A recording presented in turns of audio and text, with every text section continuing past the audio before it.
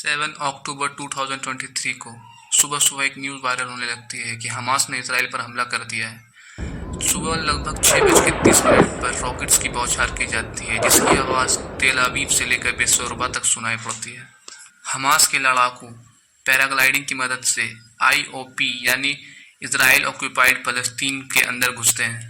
Israel के बनाए हुए बॉर्डर्स को बुलडोजर की मदद से तोड़ दिया जाता है। हमास का कहना है कि उसने 20 मिनट में 5000 रॉकेट्स इसराइल पर दागे हैं, और वहीं इसराइली मिलिट्री बोलती है कि नहीं, सिर्फ 2500 रॉकेट्स इसराइल पे अटैक हुए हैं। कितने ही इसराइल के टैंक्स पर कब्जा कर लिया जाता है और इसराइली सिटीजन्स को पकड़ लिया जाता है और इसराइली मिलिट्री के बेसिस पर अटैक किया जाता है। इस बीच हमास की आर्मी विंग अल कसम के ब्रिगेड मोहम्मद दीफ एक अनाउंसमेंट करते हैं और लोगों को बताते हैं कि इस ऑपरेशन को ऑपरेशन अल अक्सा फ्लड नाम दिया गया है, जिसके बाद इसराइल की तरफ से भी इसे वॉर डिक्लेयर कर दिया जाता है। इसराइली मिलिट्री के द्वारा फलस्तीन के गाजा स्ट्रिप पर एयर स्ट्राइक की जाती है और गाजा के रिहायशी इलाकों को मलबों में तब्दील कर दिया जाता है, और खान यूनुस में स्थित एक मस्जिद पर बॉम्बिंग की जाती है, जिसमें एक पूरी की पूरी फैमिली को मौत के घाट उतार दिया जाता है और मस्जिद को भी तबाह व बर्बाद कर दिया जाता है। उस फैमिली में 3 लड़की और 2 लड़के होते हैं जो सिर्फ 3 महीने के होते हैं। उन्हें भी इजरायली एयर स्ट्राइक के द्वारा मार दिया जाता है और इसराइल अपने इस ऑपरेशन को ऑपरेशन आयरन स्वॉर्ड नाम देता है। इसराइल और हमास के बीच हुए इस जंग में हजारों लोगों की मौत हो चुकी है और कई हजार तो घायल हैं। इस इंसिडेंट पर दुनिया 2 गुटों में बढ़ चुकी है। एक गुट जो हमास को टेररिस्ट कहते हैं और एक गुट जो हमास को फ्रीडम फाइटर कहते हैं और इसराइल को टेररिस्ट, और कुछ इसराइल को शांति दूत समझते हैं, और कुछ लोग तो ऐसे इसलिए खुश हैं कि मुसलमानों को मारा जा रहा है, उनके घरों को तोड़ा जा रहा है। इस पूरे वॉर में आप लोगों को ये समझना इम्पोर्टेंट हो जाता है कि हमास कौन है और इसराइल क्या है। पहले इस विवाद की हिस्ट्री को समझते हैं। सन 1900 ये वो वक्त था जब इसराइल और फलस्तीन के बीच लड़ाई की नींव डाली गई। 1914 से पहले पूरा का पूरा फलस्तीन ऑटोमन एम्पायर के कंट्रोल में आता था और फलस्तीन में मौजूद अल अक्सा मॉस्क भी ऑटोमन एम्पायर के कंट्रोल में आती थी, और इस वक्त तक दुनिया के नक्शे में इसराइल नाम का कोई भी देश एग्जिस्ट ही नहीं करता था। उस वक्त ये पूरा फलस्तीन का एरिया फलस्तीनियों का ही था। फिर वक्त आता है वर्ल्ड वॉर का। 1914 से लेकर 1918 तक वर्ल्ड वॉर 1 चलता है, जिसमें ऑटोमन एम्पायर हार जाती है और फलस्तीन पर ब्रिटिश एम्पायर का कब्जा हो जाता है। लेकिन इस वक्त तक भी फलस्तीन में कोई इसराइल नाम का देश एग्जिस्ट नहीं करता, और इस वक्त तक फलस्तीन में अरब्स मेजॉरिटी में होते हैं और यहूदी माइनॉरिटी में।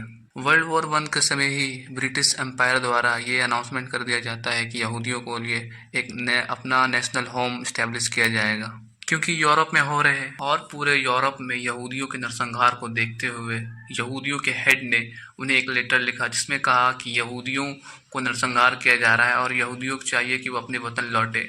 इसके बाद पूरे यूरोप से यहूदी फ़लस्तीन की ओर बढ़ने लगते हैं और धीरे धीरे करके पूरे फ़लस्तीन में छा जाते हैं। इसके विरोध में अरबों ने सवाल उठाए, लेकिन फिर भी फ़लस्तीन में यहूदियों की आबादी तेजी से बढ़ती जाती है। फिर वक्त आता 29 नवंबर 1947 का यूनाइटेड नेशन द्वारा एक रेजोल्यूशन अडॉप्ट किया जाता है, जिसमें फ़लस्तीन को 3 हिस्सों में डिवाइड किया जाता है, जिसमें एक हिस्सा यहूदियों को दिया जाता है और एक हिस्से पर फ़लस्तीनियों को, और जो जेरूसलम का इलाका है जहाँ पर बैतुल मुक़द्दस है, वहाँ पर यूनाइटेड नेशन का अपना कंट्रोल रहता है। अगर इसे हम सीधे सीधे लफ्ज़ों में समझने की कोशिश करें तो ब्रिटिश एम्पायर ने यहूदियों को अरबों की ज़मीन पर ज़बरदस्ती बसा दिया था, और ये सबको देखते हुए अरबों के अंदर बहुत ज़्यादा गुस्सा भर गया।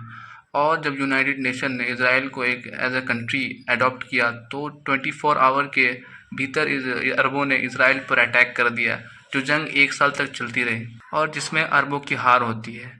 और इसराइल का जीतने का ज़रिया अमेरिका और ब्रिटिश जैसे बहुत बड़े बड़े पावरफुल कंट्री का हाथ होती है, जिसकी वजह से अरबों को हार का सामना करना पड़ता है। फिर इसराइल उन हिस्सों पर भी कब्जा कर लेती है जिसे यूनाइटेड नेशन ने फ़लस्तीन के हिस्से में दिया था, और वो जेरूसलम जहाँ पर बैतुल मुक़द्दस है, वहाँ का कंट्रोल जो यूनाइटेड नेशन के पास था, वो उसे इसराइली अपना कैपिटल बना लेते हैं, जिसकी आलोचना फ़लस्तीनी करते हैं, लेकिन इसकी कोई सुनवाई नहीं होती। यूनाइटेड नेशन और ह्यूमन राइट्स जैसे बड़े बड़े संस्था चुप रहते हैं, और फिर इसराइल फ़लस्तीन के 78% हिस्से पर भी कब्जा जमा लेती है और फ़लस्तीन में बचे 22% हिस्से को भी 2 अलग अलग भागों में बांट देती है, जिसका एक हिस्से को वेस्ट बैंक और दूसरे हिस्से को गाज़ा स्ट्रिप यानी कि गाज़ा पट्टी भी कहते हैं। अब आते हैं हमास पर। 1948 में अरब से जंग के बाद जो दो हिस्सों में फ़लस्तीन को बांटा गया था, एक हिस्से का नाम वेस्ट बैंक और दूसरे हिस्से का नाम गाज़ा स्ट्रिप था। उस वक्त गाज़ा स्ट्रिप का कंट्रोल इजिप्शियंस के हाथों में था और 1967 के वॉर के बाद इसराइल गाज़ा पर भी कब्जा कर लेती है और 25 सालों तक उस पर अपना कब्जा जमाए रखती है।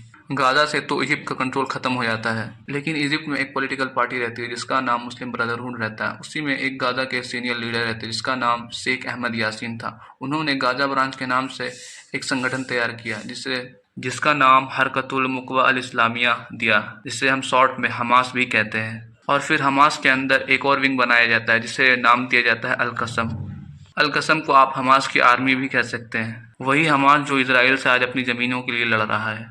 दुनिया में कुछ ऐसे देश हैं जो हमास को टेररिस्ट मानते हैं और कुछ ऐसे देश हैं जो हमास को फ्रीडम फाइटर के रूप में देखते हैं, जैसे कनाडा, यूरोपीय यूनियन, यूएसए, यूके। ये सब हमास को टेररिस्ट ग्रुप मानते हैं और Iran, Brazil, China, Egypt, Norway, Qatar, Russia, Syria जो हमास को आतंकी संगठन नहीं मानते। अलग अलग देशों के अपने अपने नज़रिए हैं देखने के। आशा करता हूँ आपको ये कॉन्फ्लिक्ट समझ आ गया होगा।